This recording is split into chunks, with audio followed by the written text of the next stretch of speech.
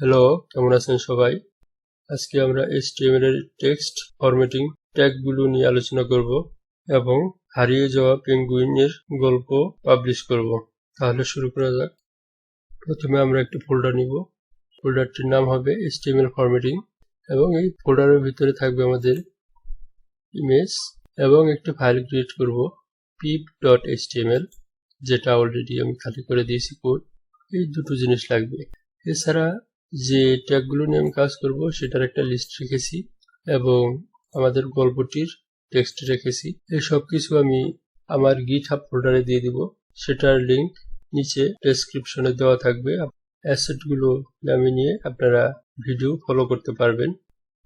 প্রথমে আমরা starter code নিব, আশ্চর্যবোধক চিহ্ন এবং এন্টার। টাইটেল দিব দি লস্ট পেঙ্গুইন। বডির ভিতরে আমরা টেক্সট কপি করলাম এবং এখানে পেস্ট করে দিলাম। আমাদের একটি হেডিং লাগবে h1। হেডিং এর ভিতরে হেডিং দিব নাম কি, দি লস্ট পেঙ্গুইন। সেম কপি করলাম, পেস্ট করলাম, সেভ। তারপর আমাদের একটি ইমেজ দিতে হবে। ইমেজটি কিভাবে নিব? প্রথমে ইমেজ ট্যাগ, এখানে সোর্স দিতে হবে। ইমেজ সম্বন্ধে আমি আগে আরেকটি ভিডিওতে আলোচনা করেছি, সেটা লিংক আমি ডেসক্রিপশনে দিয়ে দিব এবং ডানেও পপ আপে সেই ভিডিওর লিংক আসবে।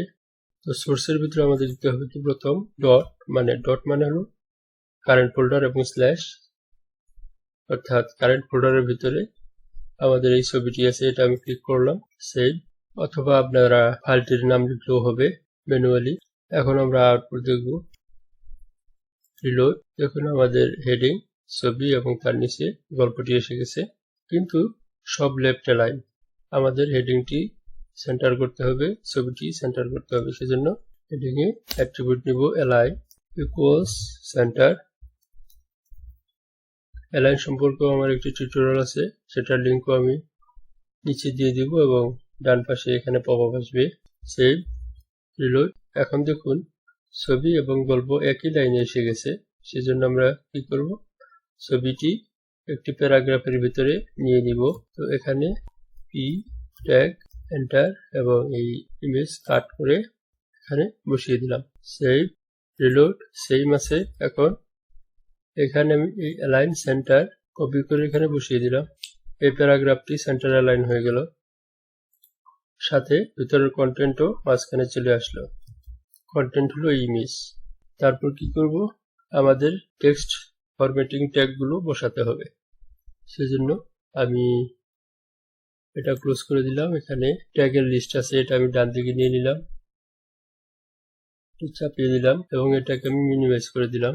গল্পের প্রথমে আছে কি, in the icy continent of Antarctica. Icy কথাটাকে আমরা বোল্ড করে দিব, দেখা যাক কেমন দেখা যায়। তো বোল্ড আমরা বি দিয়ে করতে পারি, সাধারণত বেশিরভাগ ক্ষেত্রেই বি ট্যাগ ব্যবহার হয়। স্ট্রং ট্যাগ যদি ব্যবহার করেন একই রেজাল্ট হবে। রিলোড দিয়ে দেখি, বোল্ড হয়ে গেছে। অ্যান্টার্কটিকাটি ইটালিক করে দেই, অ্যান্টার্কটিকা ইটালিক হয়ে গেল। তারপর এখানে বোল্ডের বদলে যদি আমি স্ট্রং ব্যবহার করি একই রেজাল্ট হবে। রিলোড, দেখুন আইসি, ইন্সপেক্ট যদি করি আইসি স্ট্রং, টা কিন্তু বোল্ড দেখা যাচ্ছে। ক্লোজ করে দিলাম। তারপর আমরা there lived a little penguin, little কথাটিতে আমি ট্যাগ ইউজ করে দেখি কি হয়। রিলোড, দেখুন আবার এটা ইটালিক হয়ে গেল। সুতরাং অ্যান্টার্কটিকাও ইটালিক হলো আই দিয়ে, কিন্তু লিটলটি ইএম ট্যাগ দিয়ে ইটালিক হলো। আবার পিপ, এখানে আমি স্ট্রং ইউজ করলাম। রিলোড, পিপ বোল্ড হয়ে গেল, স্ট্রং হয়ে গেল। এখন Pip had soft and fluffy feather, এই কথাটুকু ইউ ট্যাগ ব্যবহার করে দেখি কি হয়। সেভ, রিলোড, আন্ডারলাইন হয়ে গেল। সফট অ্যান্ড ফ্লাফি ফেদার্স এখানে আন্ডারলাইন হয়ে গেল। তারপর মার্ক, এইটা একটু কপি করলাম, হুইচ কেপ্ট হিম ওয়ার্ম। তো এই ওয়ার্ম কথাটাকে আমি মার্ক করে দিলাম শুরুর এবং শেষের ট্যাগ দিয়ে, মার্ক। রিলোড, ওয়ার্ম কথাটাই হাইলাইটেড হয়ে গেল ইয়েলো কালার দিয়ে। তারপর ইন দি ফ্রিজিং ক্লাইমেট, এখন which kept him warm in the freezing climate. এখানে আমি সুপ এই ট্যাগটি কপি করলাম এখানে স্যুপ ট্যাগটি নিলাম। এখানে ক্লাইমেট যেহেতু অনেক ঠান্ডা, এখানে আমি লিখলাম ভেরি ভেরি কোল্ড। দেখা যাক কেমন হয়। দেখুন ফ্রিজিং ক্লাইমেট, এটা ভেরি ভেরি কোল্ড। তারপর he loved to waddle on the snow and swim in the cold waters of the southern ocean. One day while on a fishing trip, আসলে fishing ট্রিপটিতে খুব একটা মাছ পাওয়া যাচ্ছিল না, সেজন্য লিখলাম নট মাছ ফিশ। এটিকে আমি সাব এই ট্যাগটি দিয়ে দেব। রিলোড। এখানে ফিশিং ট্রিপটিতে তেমন কোনো মাছ ছিল না। এটা দেখুন সাব এই ট্যাগটি ইউজ করলে লেখা কেমন হয়। এই লেখাগুলো সাধারণত যেমন এখানে কেমিস্ট্রিতে ব্যবহার হয়, এই ট্যাগগুলো যেমন oxygen, hydrogen, nitrogen, water, H2O, এই সমস্ত ক্ষেত্রে H2O এর ক্ষেত্রে 2 এই সাব ট্যাগ দিয়ে ব্যবহার করা যেতে পারে। আর এখানে স্যুপ এই ট্যাগটি সাধারণত ইউজ করে ম্যাথমেটিক্স অ্যালজেব্রার ক্ষেত্রে, যেমন a square plus b square equals c square, এই ধরনের ইকুয়েশনের ক্ষেত্রে। তারপর আমরা ইনস ট্যাগটি দেখি। if got lost, এখানে আমি ইনস ট্যাগটা ইউজ করে দেখি কি দাঁড়ায়। লোড। দেখুন ইনস ট্যাগটি ইউজ করলে আন্ডারলাইন আসে। এই ইনস ট্যাগটি বোঝানো হয় ইনসার্টেড ওয়ার্ডের ক্ষেত্রে। সেই ক্ষেত্রে আমরা কিছু ওয়ার্ড ডিলিটেড বোঝাতে পারি, সেই ক্ষেত্রে আমরা del এই ট্যাগটি ইউজ করতে পারি। সেজন্য এখানে আমি আরেকটি del ট্যাগের ভিতরে ফাউন্ড স্পেস এই কথাটা লিখে দিলাম। অর্থাৎ পিপ গট লস্ট, সে কিন্তু তাকে পাওয়া যায়নি, সে হারিয়ে গেছে, সেটা বোঝানোর জন্য del এখানে ফাউন্ড কথাটা লিখে দিলাম। এখন যদি রিলোড করি, পিপ গট ফাউন্ড, আসলে এই কথাটা আমি মুছে দিয়ে লস্ট কথাটা আনতে চাচ্ছি, সেজন্য এখানে del ট্যাগ এবং এখানে ইনস ট্যাগ ইউজ করলাম। এখানে কোড ট্যাগটি কোড লেখার জন্য ব্যবহার হয়। যেমন এখানে আমি একটি এক্সাম্পল দিচ্ছি। ধরুন এটা পিএইচপির কোড, পিএইচপিতে এইভাবে ভেরিয়েবল লেখে। আপনাদের এটা বোঝার দরকার নেই। Total equals dollar number 1 plus dollar number 2 semicolon, save, reload. দেখুন টোটাল ইকুয়ালস, এটা হলো কোডের টেক্সট, কিন্তু অন্য ধরনের ফন্ট চেঞ্জ হয়ে গেছে, যাতে বোঝা যায় পরিষ্কারভাবে অন্যান্য কোডের ভিতরে যেটি কোড।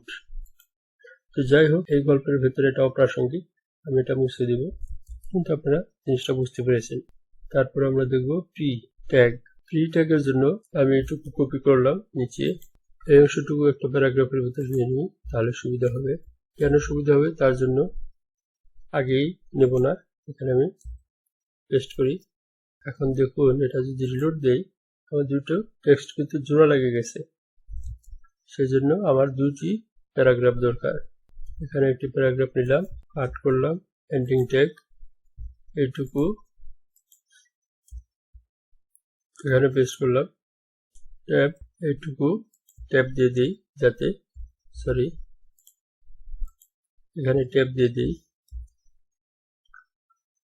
যাতে পি সহজে দেখা যায়, স্টার্টিং ট্যাগ এবং এন্ডিং ট্যাগ। সেম হিয়ার, এটুকু কাট করে এখানে বসিয়ে দিলাম। রিলোড। প্রি ট্যাগের সুবিধা কি সেটা দেখাচ্ছি। এখানে যদি আমি একটি এন্টার দিই, লাইন ব্রেক দিই, এভাবে কোনো ট্যাগ ছাড়া, তাহলে কিন্তু এটার কোনো চেঞ্জ নাই রিলোড করা সত্ত্বেও। এটা যদি আমরা সোর্স দেখি, ভিউ পেজ সোর্স, দেখুন না এখানে কিন্তু আমি স্পেস দিয়েছি, কিন্তু এখানে স্পেস আসে নাই। তাহলে আমি কি করব, এখানে প্রি ট্যাগ দিয়ে দিব। প্যারাগ্রাফ দিয়েও আমি যদি এখানে একটি প্যারাগ্রাফ, এখানে আরেকটি প্যারাগ্রাফ, মানে অর্থাৎ এই প্যারাগ্রাফটি এখানে শেষ করতাম, এখানে আবার শুরু করতাম, তাহলেও হতো। কিন্তু প্রি ট্যাগ করলে সুবিধা হলো আমি এক্স্যাক্টলি যেভাবে এখানে দেখাবো, এই অংশের ভিতরে এই স্পেস আসবে পুরোটা, মাঝখানে স্পেস আসবে, সমস্ত স্পেসিং আসবে। দেখুন রিলোড দিয়ে এখন ফ্রি ট্যাগের ফন্টও চেঞ্জ হয়ে গেছে, আর এখানে কিন্তু এক্সট্রা স্পেস গুলো এসে গেছে। এখন আমি যদি এখানে রিলোড দিই, দেখুন এই ফ্রির ভেতরে যত স্পেস আছে সব এখানে এসে গেছে। এখন সর্বশেষে ব্লক কোড, সেটার জন্য সুন্দর একটি লাইন খুঁজবো স্টোরির।